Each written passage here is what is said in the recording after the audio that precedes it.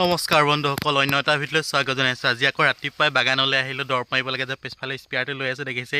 কিন্তু তাৰমানে লাষ্ট কথা যেতিয়া নৱেম্বৰ পালেহিয়ে, নৱেম্বৰ মাহটোৱে পাত আৰু এইফালে পাত অকণমান ওলাই আছে, বেছি নাই দেখিছেনে। আৰু যিটো কলিবোৰ ইমান ধুনীয়াকৈ আহিছে, তাৰমানে এতিয়া যদি দৰৱ মাৰি নিদিওঁ তাৰমানে কি হৈ যাব, এই যিকেইটা কলি আহিছে পাত এখিলাও নহ'ব, চব গেঠালা লাগি এনেকৈ ইয়াতে বুঢ়া হৈ যাব। কিন্তু তাৰমানে মানুহ ইমান বিচাৰি ফুৰিছোঁ, তাৰমানে মানুহ নাই নহয়। ইফালে কাম কৰি আছোঁ কয়, সিফালে কাম কৰি আছোঁ কয়। 300 টকা 1 গ্ৰামত পায়, তথাপিতো তাৰমানে তেওঁলোকে আহিবলৈ টান পায়। 300 টকা হ'লেগে 600 টকা প্ৰায় তাৰমানে হাজিৰা বঢ়াব পাৰে। বৰ্তমান আমাৰ ইয়াত 400 টকা হাজিৰাহে হৈ আছে। 600 টকা দিনটোত ইনকম কৰিও তাৰমানে মানুহ পাবলৈ নাই দেখিছেনে। এইবোৰ পাত ছিঙিব হ'লেই আকৌ এইকেইদিন তাৰমানে মানুহ পাত ছিঙা মানুহ নাই। তাৰমানে পাত ছিঙা মানুহকেইজনী কি হৈছে, বিয়া আছিলে তাৰমানে সেইকাৰণে অহা নাই কাৰণে এইকেইদিন ঘৰতো ছিঙিব লাগিব। পাত ছিঙা মানুহ আজি এজনীহে আহিছে, এজনীৰ লগত দাদাই পাত ছিঙিব, মই আকৌ এইফালে দৰৱ মাৰিব লাগিব।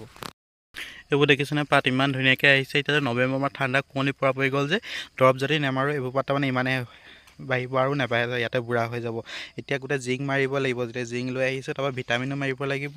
জিং আৰু মাৰিলে কি হয়, জিংটো হ'ল গৰম ভিটামিন হয়। গৰম মাৰিলে কি হয়, পাতবোৰ উঠি আহে, অকণমান ওখ হয় আৰু ছিঙিবগৈ পাৰি। আৰু একোটা পাত ওলাব খুব বেছি, সেইকোটাকে কাৰণে মাৰি কমকৈ মানে গোটেই বাগানখনতে পাত ওলাইছে। এতিয়া দৰৱ নামাৰিলে চব পাতবোৰ এনেকৈ গেঠালা লাগিব আৰু বুঢ়া হৈ যাব। যিটো নৱেম্বৰ পালেহি আৰু এই লাষ্ট কেইটাৰ কাৰণে অকণমান কষ্ট কৰিবই লাগিব, উপায় নাই। মানুহবোৰ তাৰমানে আমাৰ ইয়াত কি হৈছে, চব চেন্নাই বেংগলৰ গুচি গৈছে যে, মানুহ পাবলৈ নাই। লাষ্টে এটা মানুহ আছিলে, তাকো ফোন কৰি আছোঁ বোলে কাম আছে, বেলেগত কাম কৰি আছে তাৰমানে, বাদ দে বোলে ইমান তেল মাৰি থকাতকৈ নিজে বাৰোহি, সেইকাৰণে গুচি আহিলোঁ। আৰু এটা বস্তু দেখুৱাইছোঁ দেখিছেনে, আমাৰ এই বাগানখনত গোটেই চাচি গছ লগাই থোৱা আছে। আপোনালোকে এনে বাৰু চাচি গছত পোক লগা দেখিছে নাই? আজি দেখুৱাওঁ আপোনালোকক চাচি গছত কেনেকৈ পোক লাগি থাকে। এয়া দেখিছেনে, পোকে এইবোৰ সেনেকৈ হাগি থৈ দিছে, গুবোৰ এনেকৈ ওলাই থাকে, চব লাডুকৈ এনেকৈ তলত পৰি আছে দেখিছেনে আপোনালোকে। আকৌ ফুটাটো যিটো হৈছে, এইটো দেখিছেনে যেনেকৈ জোল বৈ আছে, এই গাঁতটোতে পোকটো বৰ্তমান সোমাই আছে এইটোত। আৰু 7-8 বছৰৰ পাছত এই গছজোপা মিচিয়ৰিটি হৈ যাব, গোটেই গছবোৰ মিচিয়ৰিটি হৈ যাব। গোটেই গছবোৰতে এনেকৈ পোকে খায় আৰু খুব বেছি 10 বছৰ পিছত গোটেই গছবোৰ এনেকৈ বিকিবলগীয়া হৈ যাব। আৰু গোটেই এজোপা গছত এতিয়া 50-60 হাজাৰ হ'বগৈ। আমাৰ বৰ্তমান ঘৰত আছে, ঘৰৰ গছবোৰ দেখুৱাম কেতিয়াবা। ঘৰৰ গছবোৰ এনেদৰে 50-60 হাজাৰকৈ এজোপাতে গৈছে বৰ্তমান। এতিয়া ড্ৰামটো আকৌ বৰ্তাহঁতৰ দাদাই দৰৱ মাৰিবলৈ নি পেলাই থৈ দিছিলে, আকৌ এতিয়া ড্ৰামটো আনিবলৈ আহিছে। সেইডাল ড্ৰামডাল দাঙি পেলাই নিজৰ খেলা বাহু বুলি নিচিনা ফিল এটা আহিছে বাৰু, নহয় নহয়।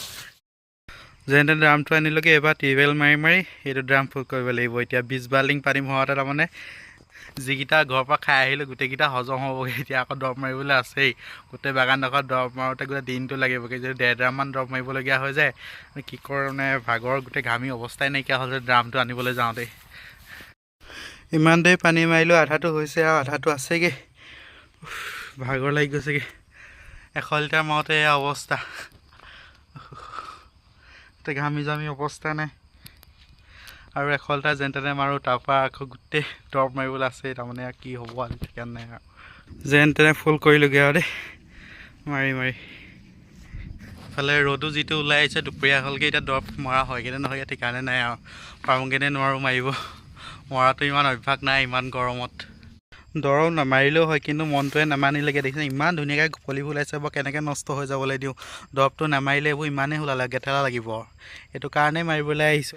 কষ্ট হওক যি হওক আৰু মাৰিবতো লাগিব, উপায় নাই। লাগিলে গধূলিয়ে হওকগৈ আৰু যেন তেনে ৰখি মাৰিমগৈ আৰু।